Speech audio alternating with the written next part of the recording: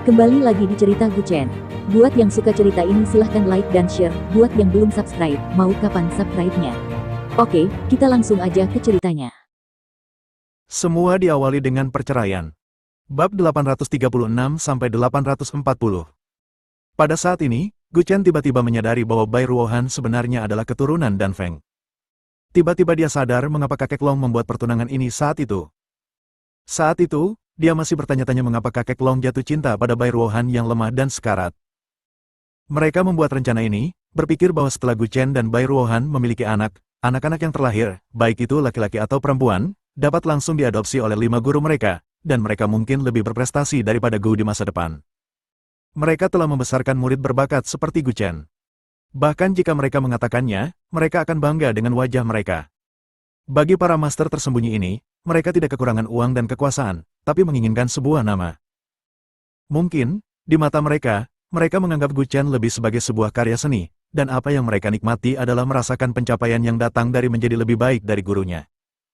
Awalnya, dia akan bertunangan dengan Bai Sanshan, tapi saat kakek Long melihat Bai Ruohan, yang mesti lemah dan sakit-sakitan, dia langsung berubah pikiran.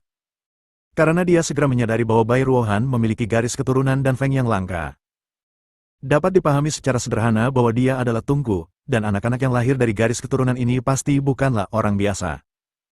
Tapi tidak ada yang memberitahu Guchen bahwa begitu Bai Ruohan melahirkan seorang anak, kemungkinan besar Bai Ruohan akan kehilangan nyawanya. Umumnya, orang dengan garis keturunan seperti ini harus melahirkan anak sebelum mereka berusia 20 tahun. Karena sangat sedikit orang yang bisa hidup melebihi usia 20 tahun, dan kalaupun bisa, jumlahnya sangat sedikit. Biksu berjubah hitam itu membuang jubahnya lagi dan segera bergegas menuju Bai Ying. Tapi bagaimana Guchen bisa memberinya kesempatan ini? Lindungi apinya. Saat dupa akan habis terbakar, panggil aku. Guchen memegang pedangnya di depan dan berteriak dengan suara rendah. Dia melambaikan tangannya, dan biksu itu segera mundur beberapa langkah. Kedua belah pihak juga mulai bertarung. Biksu tua itu jelas bukan tandingan Guchen. Ketika dia datang ke sini sebelumnya, dia baru saja mendengar bahwa Guchen pandai seni bela diri. Dia pikir energi batin pada usia muda akan biasa saja, tetapi setelah bertarung beberapa saat, biksu itu dengan jelas merasakan ada sesuatu yang tidak beres. Meskipun dia bisa merasakan Guchen kehabisan nafas dan lemah, dia juga bisa merasakan secara mendalam bahwa ada kesenjangan kekuatan antara dirinya dan dia. Alasan mengapa kedua belah pihak menemui jalan buntu hanyalah karena Guchen tidak memiliki cukup energi. Hal ini menunjukkan bahwa jika dia diberi istirahat yang baik, kekuatannya akan jauh di atas puncak kekuatan batinnya. Cepat ambil orang itu lalu pergi. Biksu itu meraung ke arah mayat hidup di sampingnya. Mayat berjalan yang dimurnikan oleh pemburu mayat ini dipukuli seolah-olah itu adalah mainan di depan 10 istana neraka. Namun, mayat berjalan ini tidak merasakan sakit, hanya menerima perintah. Pengusir mayat menjentikkan jarinya, dan beberapa zombie muncul dari hutan dan bergegas menuju Bai Ying. Apakah itu Lan Wancheng atau Bai Ruohan, tidak peduli apakah mereka hidup atau mati bagi biksu tua atau pembasmi mayat. Yang satu hanya menginginkan garis keturunan ini, dan yang lain hanya menginginkan teknik penghalang surgawi. Tanpa jiwa, mereka hanya terlihat membosankan. Setelah disempurnakan, mereka hanya akan menuruti perintah tuannya, tanpa pikiran atau perasaan, dan mereka dapat mencapai tujuan yang mereka inginkan. Ketika Guchen melihat ini, dia hanya ingin kembali bertahan, tetapi biksu itu terus mengganggunya, membuatnya tidak dapat kembali untuk membantu Bai Ying. Tapi, saat ini, Bai Ying menjentikkan jarinya 3 kali. Gadis ini adalah orang suci dari wilayah Miao. Kamu tidak menganggapku serius? Begitu dia selesai berbicara, ribuan kupu-kupu muncul di hutan dan terbang ke arah kami. Kupu-kupu yang melimpah segera mengelilingi area tempat Bai Ying berada, mengelilingi 2 tempat tidur, 7 lentera, dan 3 batang dupa. Anda dapat melihat apa yang terjadi di luar dari dalam, tetapi Anda tidak dapat melihat apa yang terjadi di dalam dari luar. Semua gadis di balkon tercengang. Mereka selalu mengira Bai Ying adalah gadis yang konyol. Selain tahu cara makan dan rebahan, kelebihan apa lagi yang dimilikinya? Mereka tidak menyangka Bai Ying memiliki kemampuan sekuat itu. Dengan 3 jentikan jarinya, dia memanggil ribuan kupu-kupu untuk digunakannya. Zombie-zombie itu masih bergegas ke sana, dan segerombolan kupu-kupu dijatuhkan ke tanah oleh zombie-zombie ini, tetapi kupu-kupu yang tak terhitung jumlahnya terbang menuju sisi ini. Bai Ying telah memanggil semua kupu-kupu dalam radius 10 km. Kupu-kupu yang tak terhitung jumlahnya dipukuli sampai mati dan jatuh ke tanah. Bai Ying berjongkok di tanah dan dengan hati-hati melindungi api di lampu teratai. 3 batang dupa yang tertancap di samping tempat tidur akan terbakar. Ketika Bai Ying melihat ini, dia segera berseru, Gu Chen. Cepat masuk, dupa akan padam. Gu Chen menusukkan dengan pedang backhand-nya. Beku tua itu terguncang mundur beberapa meter. Jika kamu berani mengambil langkah maju lagi, percaya atau tidak, aku akan membantai seluruh keluargamu. Gu Chen mengangkat jarinya dan menunjuk ke arahnya dan berteriak dengan marah. Saat ini, matanya penuh dengan niat membunuh. Setelah bertarung sekian lama, biksu tua itu seharusnya bisa melihat bahwa kekuatannya tidak sebaik Gu Chen. Mampu memasuki dunia fana di usia yang begitu muda sudah cukup untuk menunjukkan bahwa bakat dan kekuatan di baliknya berada di luar imajinasi orang biasa. Aku memperingatkanmu, jika kami tidak bisa menyelamatkan orang hari ini. Aku ingin semua orang dari kedua sektemu membayar dengan nyawa mereka semua. Setelah mengatakan itu, Gu Chen langsung memasukkan pedang kaisar ke tanah, berbalik dengan marah dan menunjuk ke formasi kupu-kupu Bai Ying. Satu pukulan demi satu pukulan, zombie itu terlempar beberapa meter jauhnya dan jatuh ke tanah. Semua orang merasakan niat membunuh yang kuat dalam kata-kata Gu Chen barusan. Ini benar-benar bukan lelucon. Bahkan gadis-gadis yang berdiri di balkon pun merasakannya. Saat ini, Sang Guan Ying sangat ingin melakukan sesuatu untuk Gu Chen. Dia berharap dia juga seorang yang bisa bela diri, agar dia tidak bersembunyi di balkon dan khawatir. Mengapa kamu berdiri di sana? Cepat masuk. Pemburu mayat itu meraung ke arah biksu tua berjubah hitam, jika kamu tidak melakukan apapun, kami tidak akan bisa pergi untuk sementara waktu. Biksu tua berbaju hitam tidak bergerak. Dia tidak tahu apakah dia terkejut dengan dua kalimat Gu Chen barusan. Bahkan jika dia merebut seseorang hari ini, dia khawatir itu akan menyebabkan pembunuhan tanpa akhir setelahnya. Sekarang dapat dipahami bahwa mereka sedang mengejar Gu Chen, tetapi jika Lan Wancheng dan Bai Ruohan tidak dapat bangun hari ini, mungkin Gu Chen yang akan segera mengejar mereka.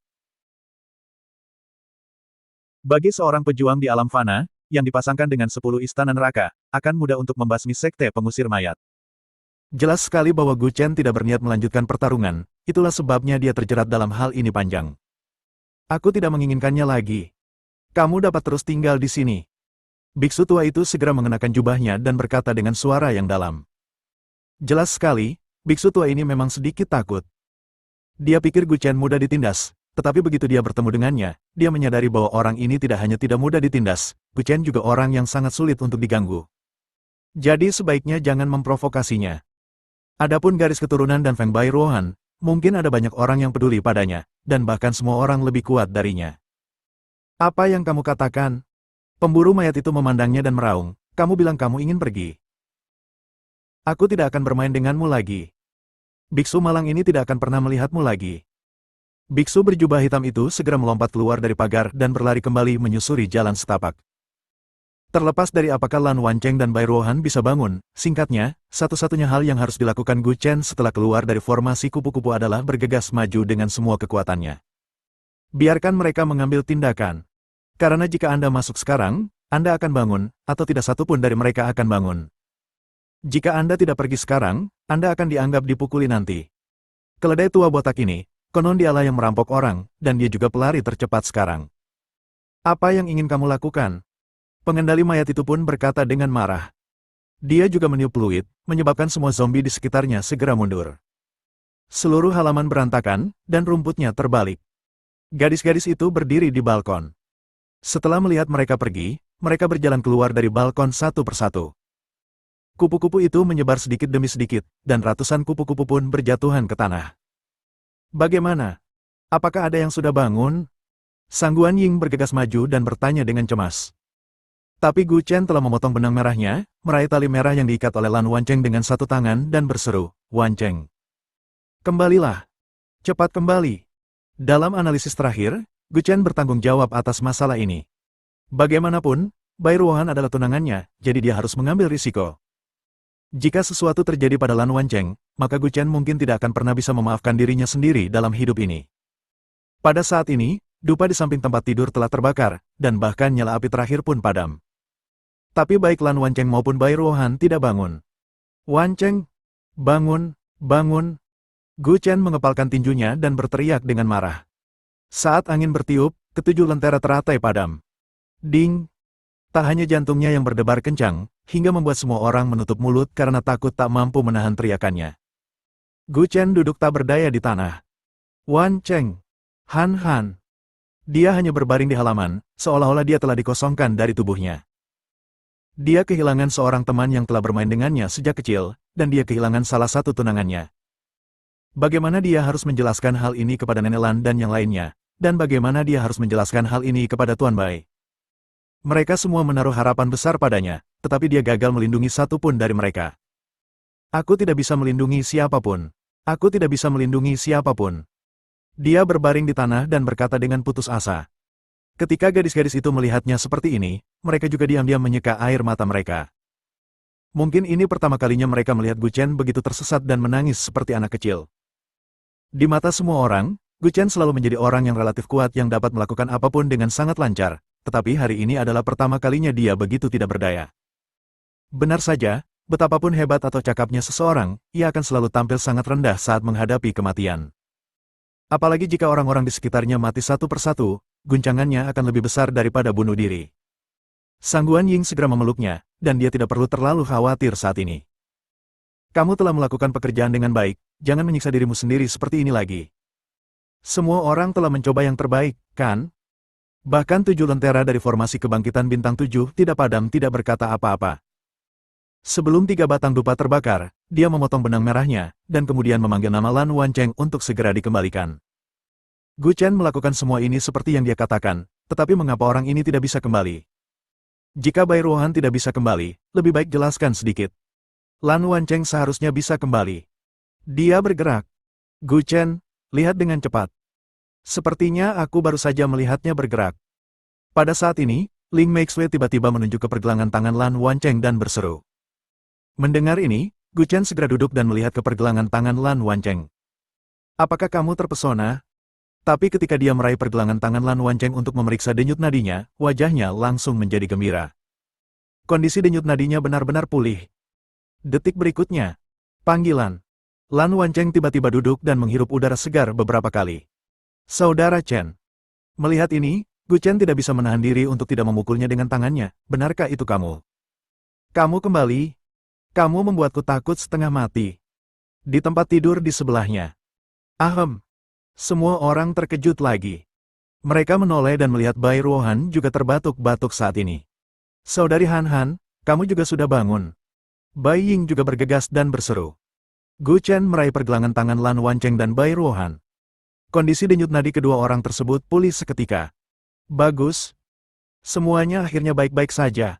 Ketika dia mengatakan ini, dia hampir pingsan. Setelah berlarian sepanjang hari dan sepanjang malam begitu lama, dia ingin istirahat yang baik ketika sampai di rumah, tetapi hal ini terjadi lagi. Untungnya, dia berhasil diselamatkan. Jika dia tidak diselamatkan, dia akan sangat menyesalinya. Ketika para gadis melihat Bai Ruohan tiba-tiba terbangun, mereka terkejut pada awalnya. Ini, Han Han benar-benar bangun.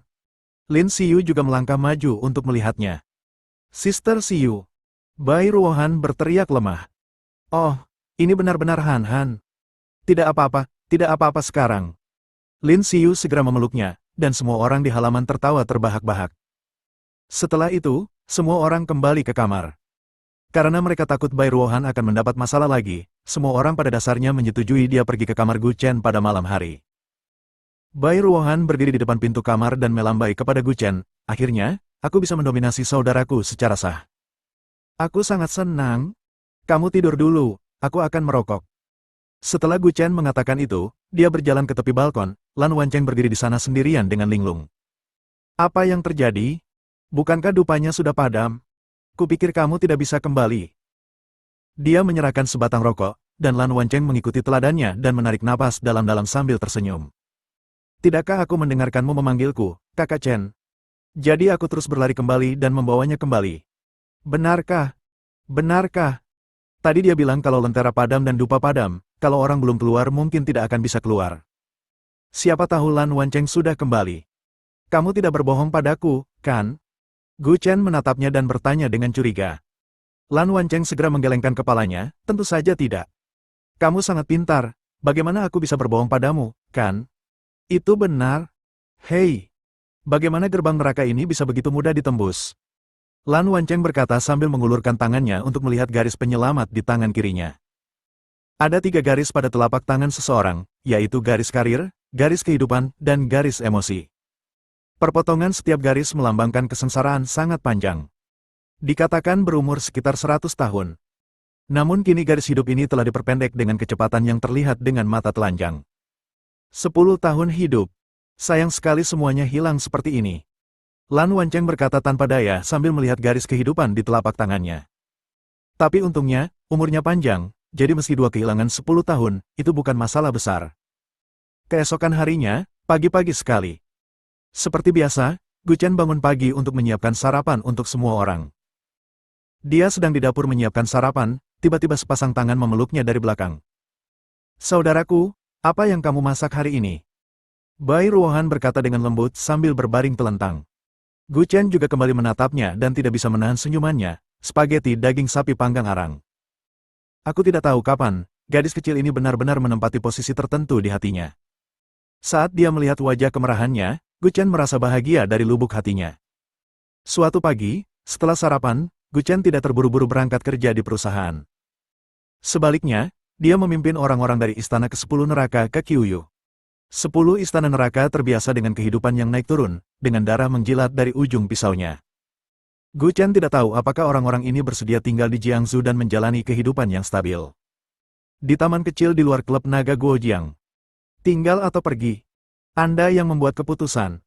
Jika Anda pergi, saya akan memesankan penerbangan untuk Anda berangkat. Tentu saja, jika Anda tinggal, Anda dapat bekerja di sini bersama saya. Jangan khawatir tentang gaji dan tunjangan. Anda adalah orang-orang saya dan Anda tidak akan menderita kerugian apapun. Guchen berkata dengan lembut dengan tangan di belakang punggungnya. Orang-orang ini saling memandang, lalu mereka semua berlutut di tanah. Saya bersedia mengikuti pemilik istana. Semua orang berkata serempak dengan tangan terkatup. Mampu mendapatkan pengikut ke-10 istana neraka, ditambah dukungan dari Zhao Kai dan Zhang Xiaotian, kekuatan Jiangsu telah terkonsolidasi, dan tidak akan rapuh seperti sebelumnya. Masuk. Guchen melihat mereka, dan kemudian kelompok itu masuk ke klub naga Guojiang. Saat ini, pria yang berjalan di ujung tiba-tiba berhenti.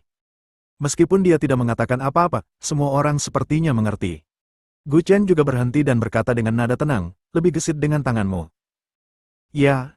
Ada dua pria berpakaian hitam berdiri mengawasi setiap gerakan di sini. Mereka bisa melihat semua aksi di klub. Semua orang menyadarinya ketika mereka memasuki pintu. Jika tebakan mereka benar, ini pasti dikirim oleh keluarga dari ibu kota kekaisaran. Sejak Guchen membuat keributan di utara, identitasnya pada dasarnya telah terkonfirmasi. Apalagi sejak keluarga Gu berinisiatif menawarkan hadiah pertunangan, bukankah ini secara langsung membuktikan identitasnya? Oleh karena itu, keluarga Murong kini marah. Meski ingin menerima hadiah pertunangan, mereka melakukannya secara diam-diam berarti tidak menolak keluarga Gu.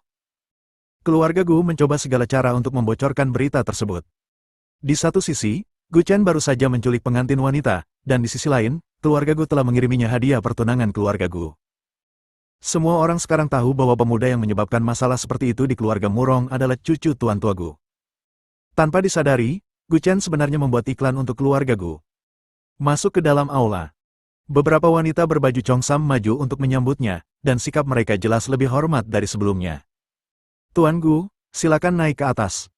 Nona Qiyu sudah lama menunggu di atas." Seorang gadis dengan kuncir kuda menatapnya dan berkata dengan lembut. Dia memberi isyarat mengundang dan berjalan di depan untuk memimpin. Ke-10 istana neraka awalnya ingin mengikutinya, tetapi dihentikan oleh dua wanita berbaju Chongsam. "Maaf, lantai 2 adalah tempat yang sangat penting. Tidak ada yang diizinkan naik ke sana kecuali Tuan Muda Gu." Kedua belah pihak bertabrakan satu sama lain.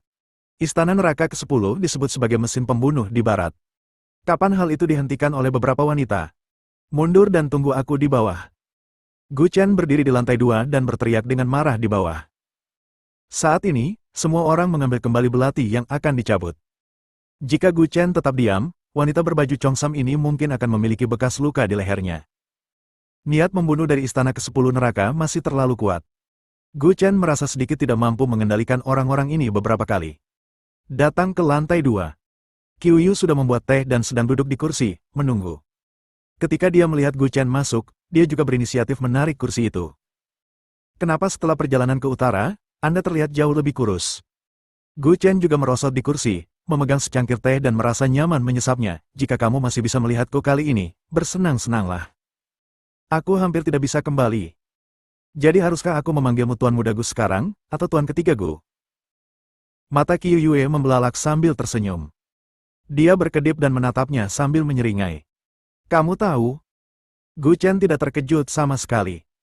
Dengan jaringan unik Qiu Yu, tidak sulit untuk mengetahui apa yang terjadi di utara. Terlebih lagi, masalah ini bukanlah rahasia sejak awal. Bahkan jika dia tidak pergi ke rumah Murong, berita itu seharusnya bocor ke banyak tempat. Apakah itu masih rahasia? Qiu Yu berkata sambil tersenyum, saya telah berinvestasi dalam bisnis yang tak terhitung jumlahnya dalam hidup saya. Tetapi investasi yang paling membuat saya puas mungkin adalah Anda. Dengan teh di tangannya, Gu Chen menyesap lagi dan berkata sambil tersenyum, belum tentu, jadi bagaimana jika aku adalah putra mahkota? Dalam masyarakat saat ini, yang hilang adalah putra mahkota. Ada 11 orang di satu keluarga bangsawan saja, belum termasuk dunia tersembunyi. Jika Anda benar-benar menghitung keluarga bangsawan, ada ratusan.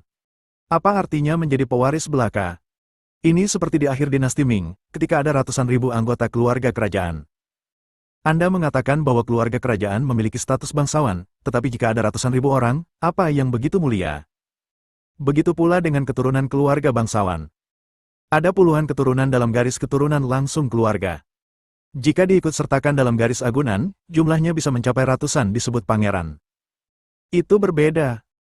Qiu Yu menggelengkan kepalanya sedikit dan tersenyum ringan. Berinvestasi pada Anda memiliki lebih banyak prospek pengembangan daripada berinvestasi pada anak-anak dari keluarga bangsawan lain. Anda tidak memiliki latar belakang dan tidak ada uang. Tidak masalah, yang lebih saya hargai adalah potensi. Saat pertama kali bertemu Gu Chen, dia selalu berpikir bahwa pria ini hanyalah pria bodoh yang merajalela di Jiangsu dan bahkan mencuri pekerjaannya. Sampai kemudian, dia menduga bahwa orang ini memiliki latar belakang tertentu, tetapi tidak terlalu kuat. Tetapi sampai Gu Chen pergi ke kota Sichuan untuk memotong Gu Qiye, Qiu Yu merasa bahwa orang ini tidak biasa. Beberapa orang terlahir sebagai raja, tetapi Gu Chen berbeda. Dia tidak bergantung pada upaya keluarga Gu, tentara dan kuda untuk merebut provinsi Barat Daya. Bahkan sekarang, provinsi Barat Daya telah mengumumkan akan memisahkan diri dari keluarga Gu. Ini berarti Gu Chen telah memilih untuk memusuhi keluarga Gu dari awal hingga akhir. Meskipun keluarga Gu secara tidak sadar condong ke arah mereka selama periode ini, itu hanyalah angan-angan. Panggil aku pangeran, aku tidak mengakui bahwa aku dari keluarga Gu. Gu Chen meletakkan cangkir teh di atas meja dan berkata dengan tenang. Hal ini membuat Qiu Yu tidak bisa menahan diri untuk tidak mengerucutkan bibirnya dan mencibir. Kamu tidak perlu mengakui bahwa begitu kamu meninggalkan kota Fengtian, keluarga Gu mengirim seseorang untuk mengirimimu hadiah pertunangan. Apakah kamu masih perlu mengakuinya? Kamu melakukannya untuk keluarga Gu secara gratis kali ini. Sebuah insiden hubungan masyarakat. Dalam beberapa tahun terakhir, pengaruh keluarga Gu telah menurun. Akhirnya, mereka dapat membuat keributan tentang Gu Chen. Bisakah mereka melepaskannya? Apa katamu? Dia telah melarikan diri selama 2 hari terakhir dan tidak punya waktu untuk mendengarkan berita ini. Qiu Yu mengeluarkan tabletnya, membuka beberapa berita, lalu menyerahkannya. Melihat ini, Gu Chen tidak bisa menahan cemberut. Kamu menggunakan semua kepintaranmu padaku. Apa yang telah kamu lakukan dengan otak seperti itu? Hal ini membuat Gu Chen terdiam. Sekarang dia tahu bagaimana mengandalkan dirinya sendiri. Sudah terlambat. Ngomong-ngomong, di mana Zhao Kai dan Zhang Xiaotian? Dia tiba-tiba bertanya seolah-olah ada sesuatu yang terjadi padanya. Qiu Yu menyilangkan kaki indahnya dan tersenyum ringan, keduanya diutus oleh saya untuk sebuah misi. Baru-baru ini, mereka mengembangkan bisnis di kota provinsi terdekat. Mereka menemui sedikit masalah dan bisnis tidak berjalan lancar. Biarkan mereka pergi dan membantu. Jelas bahwa mereka telah menghadapi beberapa lawan tangguh di ibu kota provinsi terdekat, dan bisnis bahan obat mungkin tidak dapat berkembang. Tanpa bertanya kepada Gu Chen, dia tahu bahwa itu mungkin keluarga Zhang dari provinsi Xinjiang siapa yang memimpin dalam menimbulkan masalah. Seberapa efektif krim pelangsing itu? Gu Chen bertanya sambil menyalakan rokok. Kemudian, Qiu Yu mengambil kontrak dan menyerahkannya, Fans CC mengiklankan untuk Anda. Pada dasarnya, semua platform domestik besar telah meminta produk ini. Dalam 1 bulan, omsetnya telah mencapai 1 miliar, dan ini baru permulaan. Dia segera menambahkan kalimat terakhir karena dia takut Gu Chen tidak puas dengan hasilnya. Karena bisnis bahan obat ini, dia bisa mendapatkan penghasilan beberapa miliar sebulan, tapi dia takut dia terlalu sombong untuk meremehkan daging lalat kecil ini. Volume penjualan bisnis bahan obat bisa mencapai puluhan miliar setiap bulannya, namun setelah tidak termasuk semua biaya dan uang yang diberikan kepada keluarga Ye, Jiangsu masih bisa menghasilkan miliaran sebulan tidak rendah. Itu berarti beberapa miliar sebulan, dan pendapatan bersihnya 70 hingga 80 miliar setahun. Kalau ditanya soal penjualan, lebih mengerikan lagi. Bagus. Saya merasa lebih nyaman jika Anda membantu saya mengatur Jiangsu. Gu Chen mengangguk sedikit dan berkata dengan lembut. Setelah percakapan singkat, dia hendak bangun dan pergi. Ngomong-ngomong, 10 orang di bawah terserah padamu. Temukan sesuatu untuk mereka lakukan. Masing-masing dari mereka akan menerima 7 juta sebulan, yang akan ditransfer dari rekening perusahaan. Qiu Yue menutup bibirnya dan tersenyum ringan. Jangan tanya, lakukan saja apa yang diperintahkan. Kita semua adalah saudara yang telah melewati hidup bersama. Mereka datang ke sini dari seberang lautan. Jutaan bukanlah apa-apa. Qiu Yu juga sedikit mengangguk dan berkata dengan lembut. Setelah mengatakan itu, Gu Chen hendak pergi, tapi Qiu Yu menghentikannya dari belakang. Tunggu sebentar. Tidakkah kamu setuju untuk tidak bertanya? Qiu Yue menggelengkan kepalanya sedikit dan berkata dengan lembut, bukan itu kasusnya, Anda harus menghubungi Chen Yue ketika Anda memiliki kesempatan. Dia menelepon ke sini kemarin lusa dan mengatakan bahwa dia tidak dapat menghubungi Anda. Dari apa yang dia katakan, sepertinya dia ingin berbicara dengan Anda tentang sesuatu, tapi dia tidak mengatakan apa-apa setelah saya menanyakannya. 2 hari yang lalu, ponsel Gu Chen kehabisan daya, dan tentu saja Chen Yue tidak dapat dihubungi, jadi dia menelepon Qiu Yue, sedikit malu. Bertanya padanya apakah ada sesuatu yang mendesak, tapi Chen Yue tidak mengatakan apa-apa dan hanya meninggalkan kalimat, jika Gu Chen kembali, mari kita bicarakan nanti. Oke, saya mengerti. Kemudian, dia berbalik dan berjalan keluar pintu, dan datang ke aula. Gu Chen dan 10 istana neraka juga memberikan instruksi sebelum meninggalkan klub naga Guojiang. Di sini, Gu Chen tidak perlu khawatir Qiu Yu membiarkan mereka menganggur, bahkan 7 monster Meisan telah dimanfaatkan sepenuhnya. Saat ini, bisnis pengobatan selatan semakin besar, dan setiap tempat membutuhkan dukungan tenaga kerja. Saat pertama kali tiba di suatu tempat, pasti Anda akan bersentuhan dengan ular lokal. Saat ini dibutuhkan tenaga kerja untuk menunjang, jika tidak maka tidak mungkin dapat membangun kewenangannya di tempat lain, apalagi menjalankan usaha. Setelah Gu Chen pergi, Qiu Yue keluar dari kantor. Mulai sekarang, sama seperti kamu mematuhinya, kamu juga mematuhiku. Apakah kamu mengerti? Qiu Yu memandang orang-orang di aula di lantai pertama dan berkata dengan suara yang dalam. 10 istana Yama selalu menghormati yang kuat. Alasan mengapa mereka mematuhi Gu Chen adalah karena Gu Chen cukup kuat, tidak peduli sebelum atau sesudah cedera, mereka tidak pernah menjadi lawan Gu Chen. Dan dia pernah berkata bahwa selama seseorang bisa mengalahkannya, dia bisa naik ke posisi sebagai pemimpin. Kami, 10 istana neraka, selalu mematuhi mereka yang lebih kuat dari kami. Kecuali Master Istana, kami tidak akan mematuhi perintah siapapun. Apakah kamu ingin menuruti orang yang lebih kuat darimu? Sudah terlambat untuk mengatakannya, tapi lebih cepat. Qiu Yu sudah sampai di depan pria dari pagar di lantai 2 dalam sekejap mata, dan langsung menutupi kepalanya dengan sepatu hak tinggi. Dengan keterampilan yang begitu bagus dan kecepatan yang begitu cepat, jika Gu Chen melihat ini dengan matanya sendiri, dia mungkin akan terdiam karena terkejut. Dia selalu muncul sebagai wanita yang menyusun strategi, dan tidak ada yang mengharapkannya. Gu Chen mungkin bahkan tidak menyadarinya. Dia menendang salah satu dari 10 istana neraka ke lantai dengan satu tendangan, dan dalam 3 detik lawannya hampir koma. Tidak lama kemudian dia bangkit dari lantai dengan kepala gemetar. Mulai sekarang, selama kamu memasuki pavilion Linjun, kamu akan berada di bawah kendaliku. Aku tidak peduli seberapa kuat kamu sebelumnya, tapi sekarang kamu harus mendengarkan pengaturanku. Ini adalah aturannya. Bahkan jika Tuan Gu ada di sini, aku akan tetap seperti ini. Qiu Yu berbalik ke samping, melambaikan congsam merah yang dia kenakan dan berkata dengan bangga. Ini sudah menggambarkan kesenjangan di antara mereka. Dalam pertarungan sendirian, 10 orang ini mungkin bukan lawannya dalam duel. Jika mereka bekerja sama, itu tergantung apakah mereka bisa mengalahkannya. Satu-satunya orang yang tidak bisa dikalahkan oleh 10 istana neraka adalah Gu Chen. Jadi dia disebut penguasa istana tersebut, dan dia juga disebut Raja Neraka. Jika Qiu Yue juga bisa menaklukkan 10 dari mereka, itu berarti kekuatannya mungkin berada di level yang sama dengan Gu Chen. Tidak keberatan. Qiu Yu memelototi mereka lagi dan berkata dengan suara yang dalam.